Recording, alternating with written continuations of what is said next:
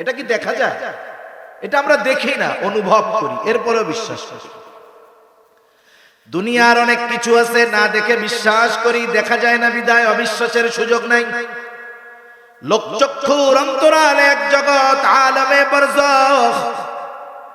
একটা মানুষ মারা যাওয়ার পর তাকে কবরস্থ করা হোক অথবা না করা হোক, অথবা বাঘ দিয়ে খাওয়ায়া দেওয়া হোক, সমুদ্রের মধ্যে মরে পচে যাক, অবস্থা যা হয় হোক, মৃত্যুর পর থেকে নিয়ে তার অবস্থান হয়ে যায় আলমে বারজাখে। সাধারণ ভাষায় কবর জগৎ, আলমে বারজাখ। আমাদেরকে আলমে বারজাখেও দীর্ঘকাল অবস্থান করা লাগবে। আলমে বারজাখ কারো জন্য হবে শান্তির জায়গা, আলমে বারজাখ কারো জন্য হয়ে যাবে কষ্টের জায়গা। পরীক্ষার হলে যে যেমন লিখে ফলাফল তার তেমনই হয়। দুনিয়াটাও পরীক্ষার জায়গা। আল্লাহ তাআলা কিছু বিধি নিষেধ, রেস্ট্রিকশন দিয়ে আল্লাহ তাআলা এই দুনিয়াতে আমাদেরকে পাঠিয়েছেন। মন যা চায় দুনিয়ায় তা করা যায় না, মন যা চায় দুনিয়ায় সেগুলো করার কোনো সুযোগ নেই। মন যা চায় তাই করা যাবে, মন যা চায় তাই পাওয়া যাবে। এটা দুনিয়ায় নয়, এটা হলো জান্নাতে। আমার মন যা চায় আমি তাই পাবো। আমার মন যা বলতে চায় করতে চায় সব বলতে করতে পারবো, তবে দুনিয়ায় নয়, এটা হবে জান্নাতে। দুনিয়ায় কিছু নিয়ম নীতির মধ্যে আমাকে আপনাকে জীবন যাপন করতে হবে। কোন নিয়ম নীতির আলোকে জীবন চালাতে হবে? কোরআন এবং সুন্নাহর আলোকে এ জীবন, দুনিয়ার এই 40, 50, 60 বছরের হায়াত পরিচালিত করতে হবে। যদি 60, 70 বছরের হায়াত আল্লাহ তাআলার বিধিনিষেধ অনুযায়ী পরিচালনা করতে পারি, অনন্তকাল যা মন চায় তাই করতে পারবো। সুবহানাল্লাহ বলেন। দুনিয়াটাও এরকম পরীক্ষার জায়গা। পরীক্ষায় যে ভালো লেখে, খাতায় যে ভালো লেখে, তার ফলাফলটা ভালো হয়। দুনিয়ায় যে আল্লাহর বিধিনিষেধ মেনে চলে, রাসূলের আদর্শ অনুযায়ী জীবন যাপন করে, আলমে বারজাখ থেকেই সে শান্তি লাভ করতে শুরু করে। দেখবেন পরীক্ষার রেজাল্ট দেওয়ার আগে যখন পরীক্ষার হল থেকে দুইজন ছাত্র বের হয়, একজন একেবারে 100 মার্কের অ্যানসার দিয়েছে, বারবার রিভিশন দিয়েছে, অঙ্কে কোনো ভুল নাই, ইংরেজিতে কোনো ভুল নাই, স্যারদেরকে দিয়াও দেখাইছে, স্যার যেহেতু সময় আছে আমার তো সব অ্যানসার গুলো দেওয়া শেষ, আপনি একটু দেখা দেন। স্যারও 2-3 বার দেখে বলে হ্যাঁ 100% ওকে, ঠিক আছে। আরেকজন ছাত্র পরীক্ষার হলে গেছে, আগে লেখাপড়া কিচ্ছু করে নাই, প্রশ্ন দেখা মাথা ঘুরতেছে, এইবার কলমের পেছন কামড়ায়া কামড়ায়া একেবারে সাইজ করে ফেলছে। পরীক্ষার হল 30 মার্কেরও জবাব দিতে পারে নাই। যাও দিছে ঠিক হইছে কিনা এর কোনো গ্যারান্টিও নাই।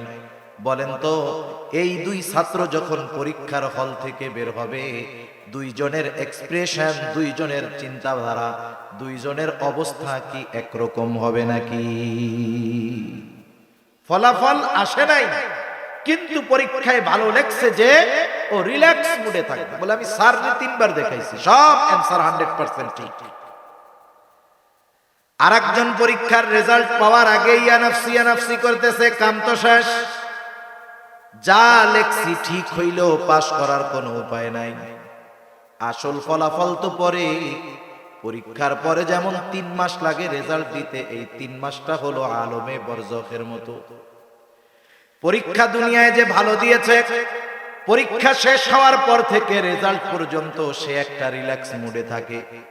পরীক্ষা যে খারাপ দিয়েছে, পরীক্ষা শেষ হওয়া থেকে নিয়ে ফলাফল পর্যন্ত সে টেনশনে থাকে, কষ্টে থাকে, বেড়াইতেও কোথাও যাইতে মন চায় না। এমনিই কষ্ট, পরীক্ষার রেজাল্ট দেওয়ার পরে বলেন তো এর কষ্ট আরো বেশি না কম? আলমে বারজাখটা ওই রকম। দুনিয়ার জগৎ আর হাসর এই পর্যন্ত মধ্যবর্তী সময় আলমে বারজাখ, দুনিয়ায় যারা ভালো কাজ করেছে, আল্লাহ তাআলার বিধিনিষেধ মেনে চলেছে, আলমে বরজখ তাদের জন্য শান্তির জায়গা। দুনিয়ায় যারা আল্লাহ তাআলার বিধিনিষেধ মানে নাই, হারাম হালালের যাচাই বাছাই করে নাই, পাপের সমুদ্রে হাবুডুবু খেয়েছে, আলমে বরজখেই তাদের জন্য সাইজ শুরু হয়ে যাবে। আলমে বরজখের সাইজ কতটুকু, শাস্তি কতটুকু হবে? যার কবর হবে রাউদাতুম মিন রিয়াদিল জান্নাহ, ওই লোকটা যার কবর হয়ে যাবে জান্নাতের একটা বাগান, ও মনে করবে এটাই মনে হয় জান্নাত। ফেরেশতারা তাকে বলবে না না, এটা জান্নাত নয়, বরং জান্নাতে আল্লাহ তাআলা কল্পনাতীত নিয়ামত তোমার জন্য রেখে দিয়েছে, জান্নাতের নিয়ামতের কাছে এগুলো কিছুই নয়। তখন ওই লোকটা বারবার আল্লাহর কাছে ফরিয়াদ করবে আর বলবে, আল্লাহ যথা দ্রুত সম্ভব কিয়ামত কায়েম করেন, আমি আমার অনন্তকালের চূড়ান্ত বাসস্থানে যেতে চাই। আর যার কবরটা জাহান্নামের গর্ত হয়ে যাবে, দুনিয়ায় বদকাজ করেছে, গুনার কাজ করেছে, বেঈমান, ওর শাস্তি হবে, ও মনে করবে এটাই মনে হয় জাহান্নাম। ফেরেশতারা তাকে জানাবে, না না, জাহান্নামের শাস্তির তুলনায় এটা কোনো কিছুই না। এটা শ্রবণ করবার পর তার মধ্যে আরো ভয় ভীতি সঞ্চার হবে। সে আল্লাহর কাছে বলবে, আল্লাহ আপনি কখনোই কিয়ামত কায়েম কইরেন না, তাহলে আলমে বরজখের শাস্তিটাও কত কঠোর হবে। ওই আলমে বরজখে আমাদেরকে অবস্থান করতে হবে দীর্ঘকাল, তবে অনন্তকাল নয়। দীর্ঘকাল আমরা ওইখানে থাকব। আমরা কতকাল, কত বছর থাকবো এটা জানি না, কিন্তু হাদিসের আলোকে মুফাসসিরিনে কেরাম জানায় দেন, যেই লোকটা সর্বশেষ দুনিয়া থেকে বিদায় নিবে সিংহায় ফুৎকারের মাধ্যমে, ওই লোকটাও কমপক্ষে 40,000 বছর আলমে বরজখের বাসিন্দা থাকবে। আল্লাহ তাআলা ইসরাফিল আলাইহিস সালাতু ওয়াস সালামের সিংহায় ফুৎকারের মাধ্যমে এই দুনিয়ার অধ্যায়টাকে আল্লাহ শেষ করবে। মানব জাতির অধ্যায় শুরু হবে ইসরাফিল আলাইহিস সালামের সিংহায় ফুৎকারের মাধ্যমে।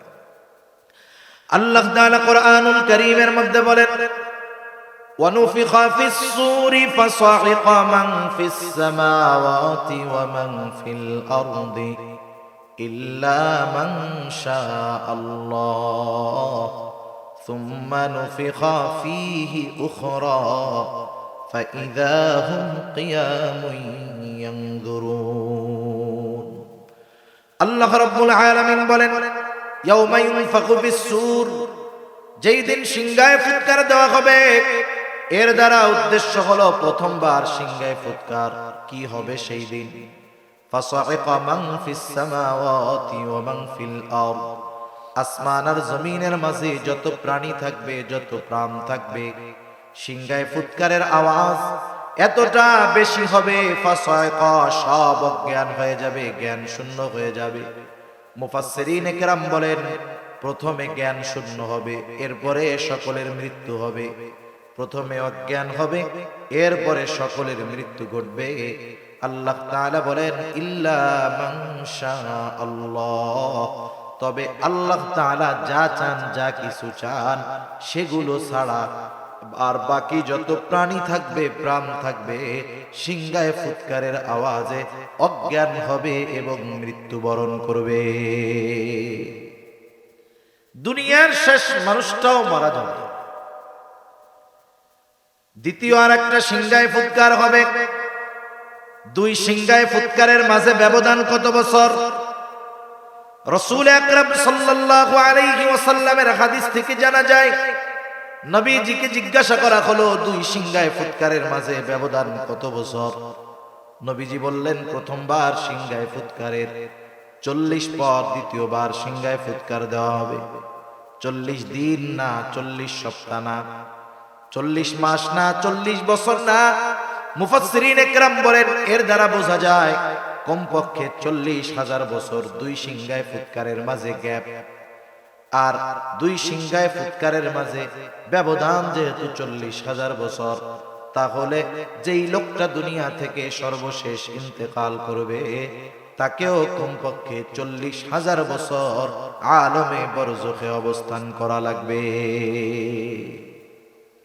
ওখানের অবস্থান এক সময় শেষ হবে। আল্লাহ তাআলা বলেন সুম্মা নুফিখা ফীহি উখরা ফাইদা হুম কিয়ামুন ইয়ানদুরুন। আল্লাহ তাআলা বলেন অতঃপর যখন সিংহায় ফুৎকার দেওয়া হবে প্রত্যেকের অবস্থান স্থল থেকে উঠে যাবে এবং এদিকে সেদিকে তাকায়া দেখতে থাকবে। মানুষ সেই দিন, হাসরের দিন, মানুষ সেই দিন উঠবে। অবস্থা কি হবে? মানুষ উঠবে বিবস্ত্র অবস্থায়, কারো গায়ে কোনো পোশাক থাকবে না। আয়েশা সিদ্দিকা রাদিয়াল্লাহু তাআলা আনহা জিজ্ঞাসা করেন, ইয়া রাসূলুল্লাহ, মানুষেরা বিবস্ত্র অবস্থায় উঠবে, কিন্তু তারা কি লজ্জা পাবে না? একজন কি আরেকজনের দিকে তাকাবে না? নবীজি বলেন, আয়েশা, মানুষ এতটা চিন্তিত ভীত থাকবে যে একজন আরেকজনের দিকে তাকানোর বিষয়টা চিন্তাও করবে না। অটোমেটিক তাদের মধ্যে ভীতি সঞ্চার হয়ে যাবে। যেমন মাঝে মধ্যে আমরা দেখি একেবারে পরিষ্কার আকাশ, পরিষ্কার আবহাওয়া, বিশেষ করে বৈশাখ মাসে কয়েক মিনিটের ভিতরে, মুহূর্তের ভিতরে গোটা আকাশ একেবারে কালো মেঘে আচ্ছন্ন হয়ে যায়। ভর দুপুর বেলা রাস্তা দেখা যায় না, অন্ধকার হয়ে যায় কয়েক মিনিটের ভিতরে। বলেন তো, এই আবহাওয়াটা দেখার পরে আকাশ যখন পরিষ্কার ছিল, আমার মনের অবস্থা যেমন ছিল, যখন ওই ধরনের মেঘ সাথে বাতাস, বলেন তো মনের অবস্থা পরিবর্তন হয় কি হয় না? তাহলে আবহাওয়া এটা মানুষের মনের পরিবর্তনের কারণ হতে পারে। কিয়ামতের ময়দানে এমন এক থমথমে ভাব বিরাজ করবে যে প্রত্যেকটা মানুষ চিন্তিত ভীত থাকবে, কেউ কারো দিকে তাকানোর বিষয়টা চিন্তা করবে না। কেমন অবস্থা হবে সেই দিন আল্লাহ তাআলা কোরআনুল কারীমের মধ্যে জানায় দেন, ونفخ في الصور فإذا هم من الأجداث إلى ربهم ينسلون। আল্লাহ তাআলা কোরআনুল কারীমের মধ্যে বলেন, কিয়ামতের দিন সিংহায় ফুৎকার যখন দেওয়া হবে, দ্বিতীয় সিংহায় ফুৎকার, প্রত্যেকের অবস্থান স্থল থেকে উঠে যাবে, জাগ্রত হয়ে যাবে। ইলা রাব্বিহিম ইয়ানসিলুন, প্রত্যেকেই তার রবের দিকে ছুটতে থাকবে। কেমন যেন অটো ডিভাইস সিস্টেম করে দেওয়া, দৌড়াইতে থাকবে তারা রবের দিকে। একদল মানুষ যারা আলমে বরজখ, তাদের জন্য কষ্টের জায়গা ছিল, তারা হাসরের ময়দানে উঠেই এতটা চিন্তিত ভীত হয়ে যাবে, যারা কবরে আলমে বরজখে আযাবে ছিল, ওই মানুষগুলো তাদের আযাবের কথা ভুলে যাবে। ওই মানুষগুলো মনে করবে যে আমরা মনে হয় কবর জগতে খুব শান্তিতে ছিলাম। এই জন্য তারা বলবে, ইয়া ওয়াইলানা মান বাআসানা মিন মারকাদিনা। যাদের কবরটা শাস্তি ছিল, জাহান্নামের গর্তে ছিল, ওই মানুষগুলো বলবে, ইয়া ওয়াইলানা মান বাআসানা মিন মারকাদিনা। হায় দুর্ভোগ, কে আমাদেরকে আমাদের অবস্থান স্থল থেকে জাগায়া দিল। মানুষ তো ঘুমায়া থাকলে জাগানো লাগে। ওরা মনে করবে কবরে আমরা ঘুমিয়েছিলাম, এই জন্য বলবে, ইয়া ওয়াইলানা মান বাআসানা মিন মারকাদিনা। হায় দুর্ভোগ, কে আমাদেরকে আমাদের অবস্থান স্থল থেকে জাগায়া দিল। এইবার মুমিনরা অথবা ফেরেশতারা তাদের এই কথার জবাবে বলবে, হাযা মা ওয়া'আদার রাহমানু ওয়া সাদাকাল মুরসালুন। মুমিনরা অথবা ফেরেশতারা বলবে, হাযা মা ওয়া'আদার রহমান, এটাই হলো দয়াময়ের সেই প্রতিশ্রুত দিবস, যেই দিবসের ওয়াদা তিনি দিয়েছিলেন। এই দিবসের এক নাম হলো ইয়াউমুল হাসর, এই দিবসের এক নাম হলো ইয়াউমুল জাযা, এই দিবসের এক নাম হলো ইয়াউমুল কিয়ামাহ, এই হলো সেই দিবস যেই দিবসের প্রতিশ্রুতি আল্লাহ তাআলা দিয়েছিলেন, দয়াময় রহমান দিয়েছিলেন। এই দিবসের সত্যায়ন পৃথিবীর শুরু থেকে নিয়ে যত নবী রাসূল এসেছেন প্রত্যেকটা নবী রাসূল এই দিবসের সত্যায়ন করেছে। এটা হলো সেই দিবস। এই দিবস প্রতিদান দিবস। কিসের প্রতিদান? আল্লাহ তাআলা কোরআনুল কারীমের মধ্যে বলেন, ওয়া ইন্নামা তুওয়াফাউনা উজুরাকুম ইয়াওমাল কিয়ামাহ ফামান যুহযিহা আনিন নার ওয়া উদখিলাল জান্নাতা ফাকাদ ফাজ। আল্লাহ রাব্বুল আলামিন বলেন, বলতেছি আল্লাহ রাব্বুল আলামিন ওনাদেরকে বলবেন কিয়ামতের দিন। আল্লাহ তাআলা কোরআনুল কারীমের মধ্যে জানায়া দেন, কিয়ামতের দিন প্রত্যেকটা মানুষকে তার কর্মের পূর্ণ প্রতিদান দেওয়া হবে। ওয়া ইন্নামা তুওয়াফাউনা উজুরাকুম ইয়াওমাল কিয়ামাহ। কিয়ামতের দিন মানুষকে তার দুনিয়ার কর্মের পূর্ণ প্রতিদান দেওয়া হবে। ফামান যুহযিহা আনিন নার, ওই দিন যাকে আগুন থেকে বাঁচানো হবে। ওয়া উদখিলাল জান্নাতা ফাকাদ ফাজ, জান্নাতে প্রবেশ করানো হবে। আল্লাহ তাআলা বলেন ফাকাদ ফাজ, ওই মানুষগুলোই সফল হয়ে যাবে। আল্লাহ তাআলা বলেন কিয়ামতের দিন যাদেরকে আগুন থেকে বাঁচিয়ে জান্নাতে প্রবেশ করানো হবে তারা সফল। আর ওই দিন কোন দিন? ওয়া ইন্নামা তুওয়াফাউনা উজুরাকুম ইয়াওমাল কিয়ামাহ। কিয়ামতের দিন প্রত্যেকটা মানুষকে তার দুনিয়ার কর্মের পূর্ণ প্রতিদান দেওয়া হবে।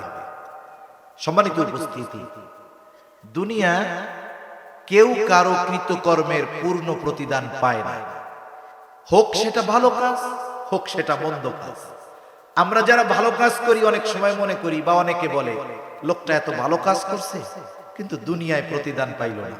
আল্লাহ তো দুনিয়ায় ভালো কাজের পূর্ণ প্রতিদান দিবেন না, দিবেন কোথায়? কিয়ামতে।